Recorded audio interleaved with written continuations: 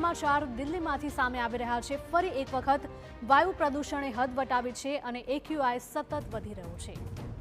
વાયુ પ્રદૂષણનું સંકટ જોતા દિલ્હીમાં ગ્રેડ 4 લાગુ કરવામાં આવ્યું છે। અનેક વિસ્તારમાં એક્યુઆઈ 400 ને પાર। આનંદ વિહાર વિસ્તારમાં 491 એક્યુઆઈ અને અશોક વિહારમાં 493 એક્યુઆઈ પહોંચ્યો છે।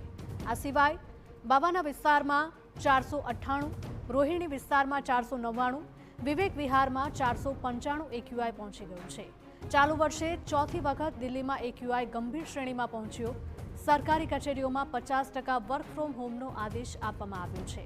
તો પ્રદૂષણની સંકટ વધતા હવે ફરી એકવાર દિલ્હીમાં ગ્રેડ 4 લાગુ કરવામાં આવ્યો છે। એટલે કે હવે દિલ્હીમાં બિન આવશ્યક બાંધકામ અને તોડફોડની પ્રવૃત્તિઓ સંપૂર્ણપણે બંધ કરી દેવામાં આવી છે।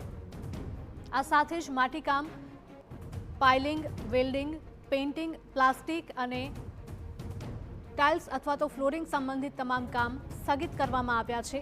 તો રેડીમિક્સ કોન્ક્રીટ પ્લાન્ટ, સ્ટોન ક્રશર અને ઈંટના ભઠ્ઠા અને ખાણકામ પ્રવૃત્તિઓ ઉપર પણ પ્રતિબંધ મુકાયો છે। બીજી તરફ નાગરિકોને જરૂરી તકેદારી રાખવા માટે પણ તંત્રએ અપીલ કરી છે। આરોગ્ય નિષ્ણાતોએ બાળકો, વૃદ્ધો અને શ્વસન સંબંધિત રોગો ધરાવતા લોકોને ખાસ સાવચેતી રાખવાની સલાહ આપી છે। જો કે હવામાન વિભાગનો દાવો છે કે સોમવારથી પવનની ગતિ બદલાશે, જેનાથી પ્રદૂષણમાં થોડી રાહત મળી શકે છે। જો કે હાલ તો સ્થિતિ ચિંતાજનક છે અને દેશનું દિલ્હી સંકટમાંથી પસાર થઈ રહ્યું છે।